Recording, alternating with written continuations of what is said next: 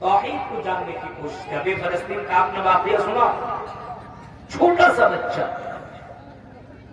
7-8 سال کا بچہ, اور اس کے بغل میں اس کی چھوٹی سی بہن 6 سال کی بہن بغل میں ہے.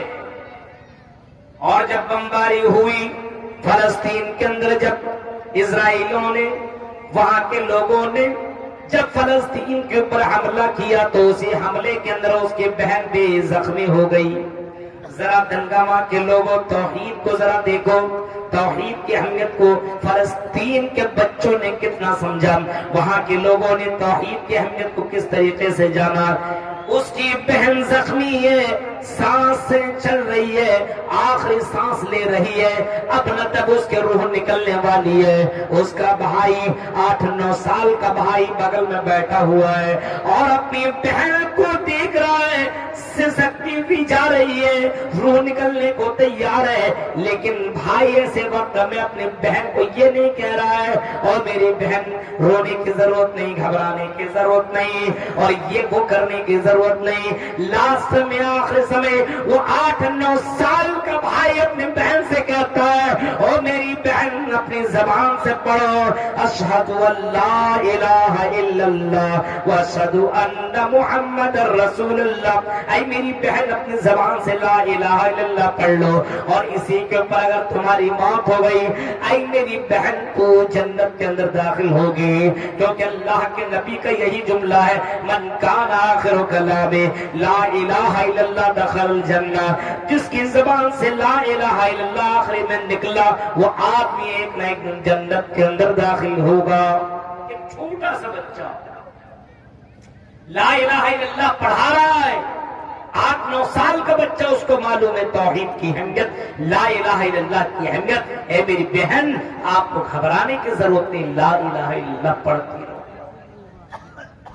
ہمارے یہاں کی معلوم ہے, بڑے باپ کو معلوم نہیں ہے, اس کی ماں کو معلوم نہیں ہے کہ لا الہ الا اللہ کا پاور کتنا زبردست ہے. ذرا تصور کیجئے میرے بھائیو, اس کا پاور اللہ کے نبی صلی اللہ علیہ وسلم نے فرمایا تھا.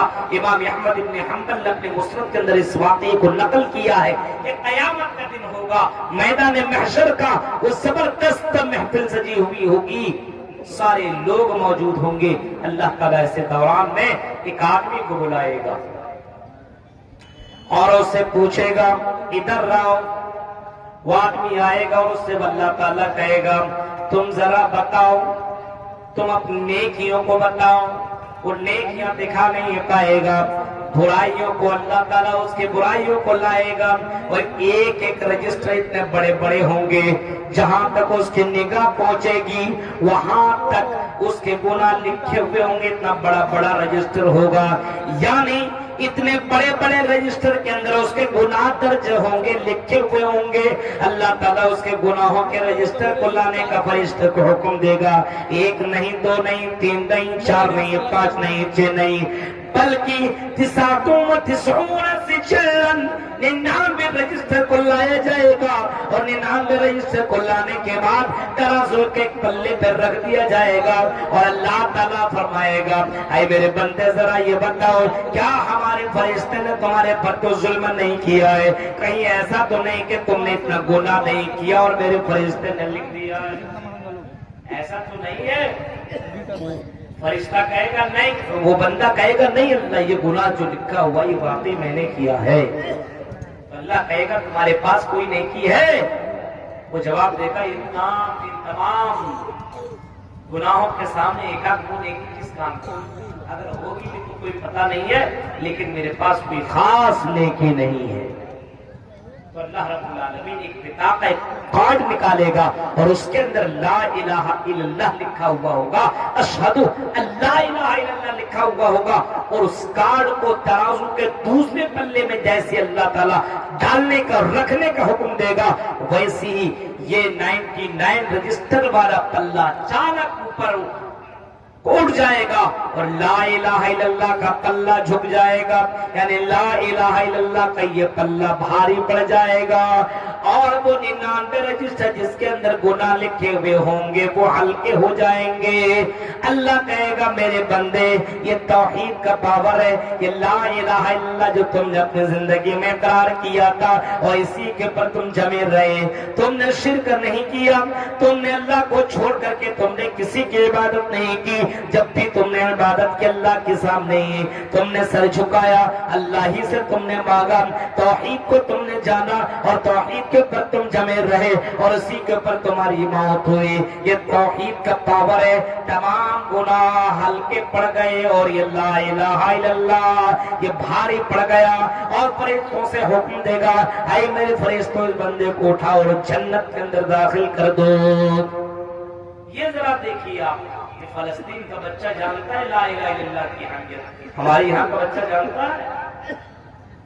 ہمارے یہاں کے بچے کو دوسری چیزیں معلوم ہے، موبائل کے اندر کون کون سی گیم ابھی کام کر رہا ہے، ہمارے بچے کو معلوم ہے موبائل کس طریقے سے چلایا جائے، ہمارے بچوں کو معلوم ہے کہ کس طریقے سے دوسروں کو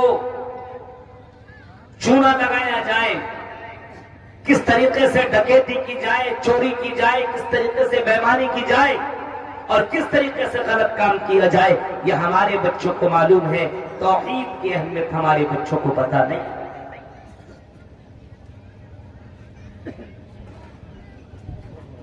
ذرا تصور کیجیے حضرت نوح علیہ السلام سے لے کر کے محمد رسول اللہ تک اللہ تعالیٰ نے توحید کو سب سے پہلے رکھنے کا حکم دیا۔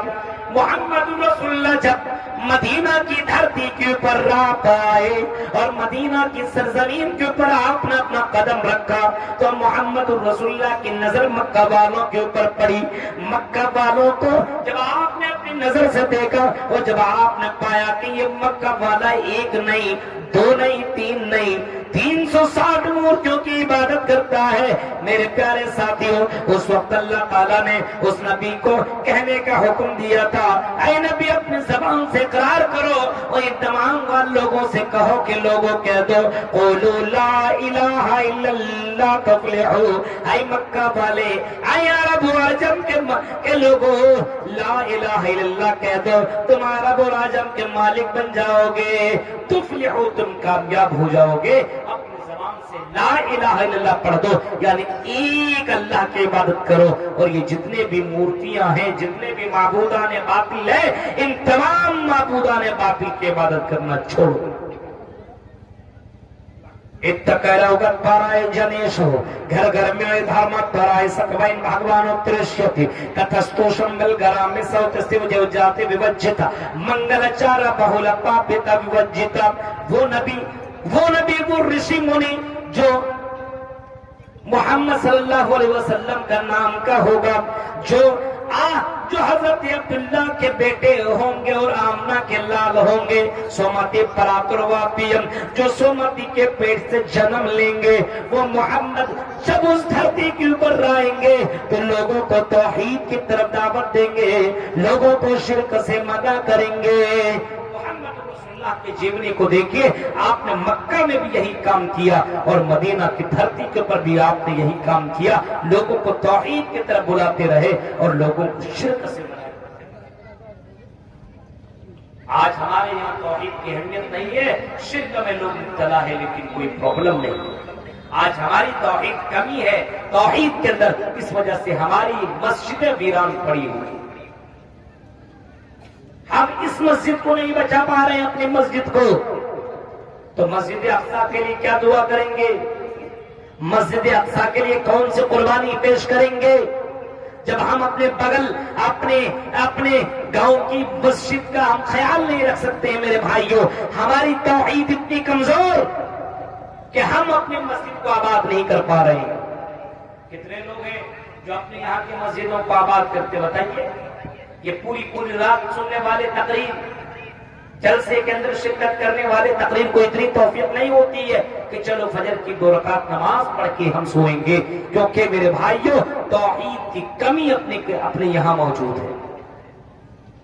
ذرا تصور کرو توحید کو جن لوگوں نے جانا ان لوگوں نے اپنی جانیں اپنی جانیں قربان کرنا گوارا کر لیا، لیکن میرے بھائیو توحید سے سمجھوتا نہیں کیا، توحید سے کمپرمائز نہیں کیا۔ فرعون جیسا ظالم بادشاہ کا بھی نام آپ نے سنا ہوگا، فرعون کی بیٹی کی کنگھی کرنے والے عورت کا بھی واقعہ آپ نے کہیں نہ کہیں سنا ہوگا۔ جب اس کی بیٹی کی کنگھی کرنے والی عورت کو جب لایا گیا فرعون کے پاس اور ان کے سامنے یہ معاملہ پیش کیا گیا، اے فرعون یہ عورت آپ کو اللہ نہیں مانتی، آپ کو رب نہیں مانتی، آپ کے اوپر یہ یقین نہیں رکھتی، اس عورت کا عقیدہ ہے کہ مارنے والا اور جرانے والا اللہ کی ذات ہے، وہی آسمان و زمین کا مالک ہے، یہ عورت یہ کہہ رہی ہے۔ اچھا، اس عورت سے فرعون پوچھتا ہے، اے عورت بتاؤ کیا تم مجھے رب نہیں مانتی؟ اس نے کہا نہیں میں تمہیں رب نہیں مانتی۔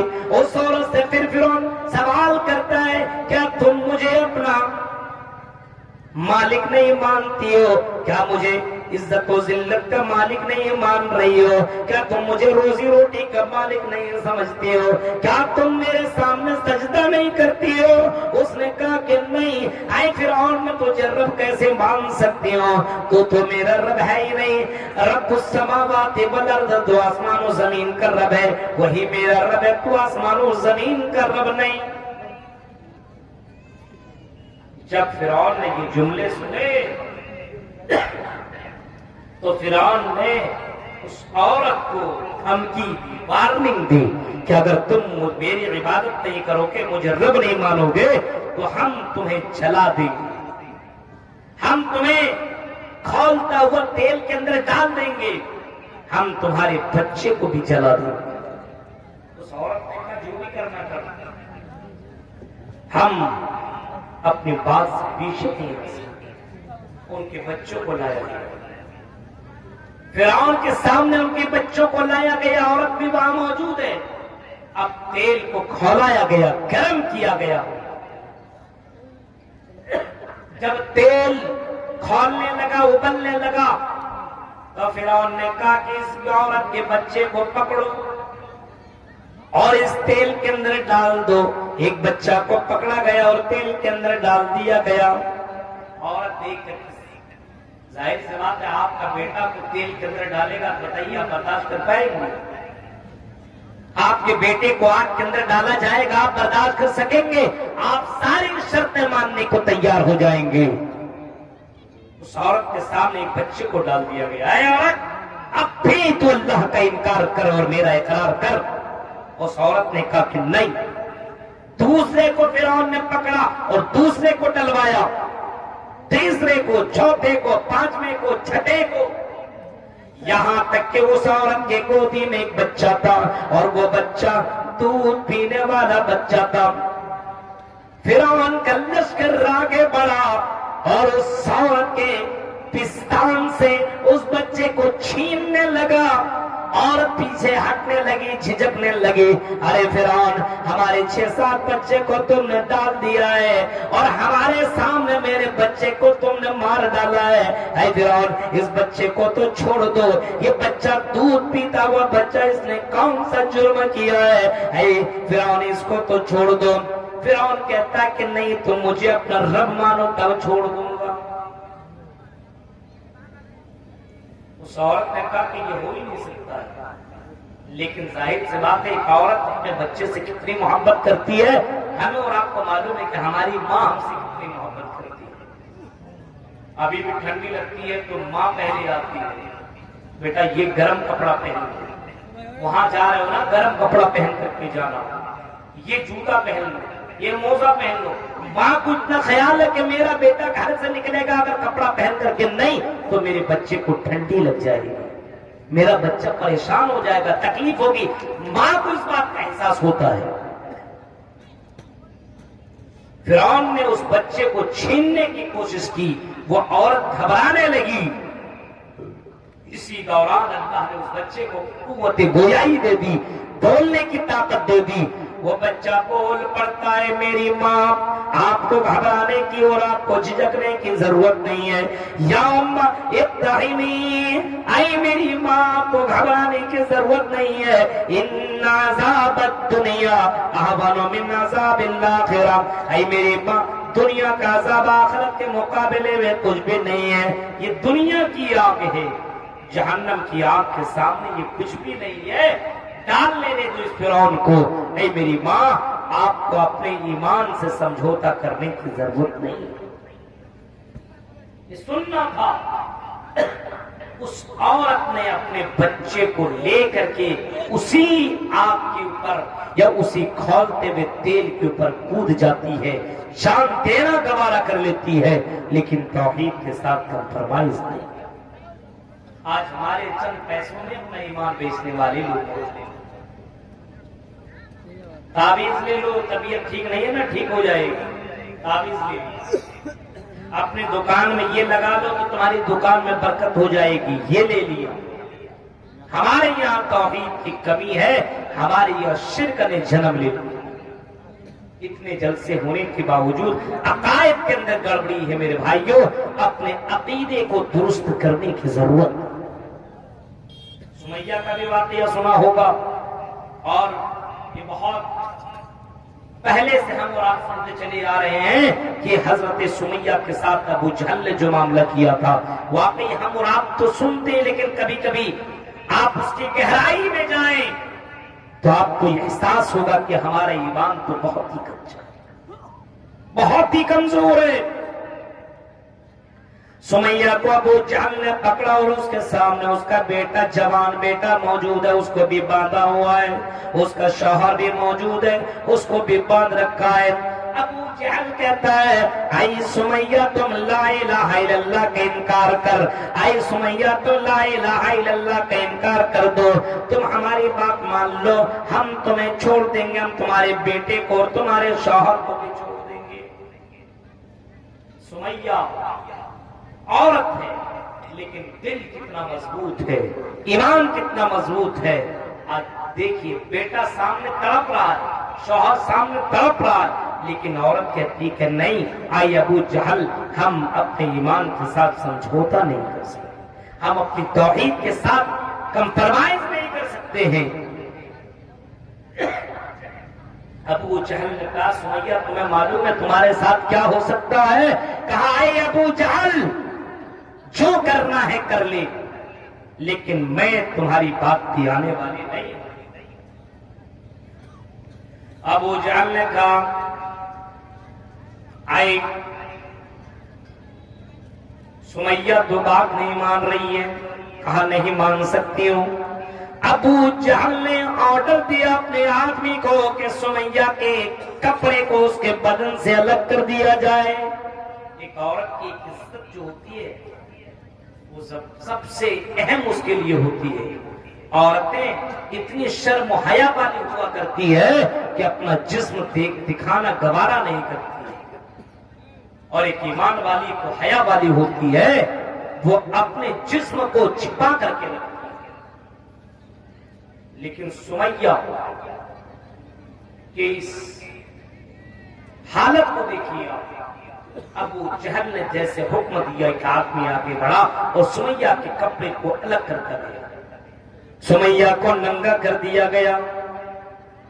جوان بیٹا بھی ہے اور اس کا شوہر بھی سامنے کھڑا یہ منظر دیکھ رہا ہے، لیکن سمیہ توحید کے سامنے بالکل شمی ہوئی ہے، چٹیل میدان کی طرح جمی ہوئی ہے، ہل نہیں رہی ہے۔ ابو جہل اتنا کوشش کر رہا ہے لیکن اس کے بعد کے پر حضرت سمیہ آمادہ نہیں ہو رہی ہے۔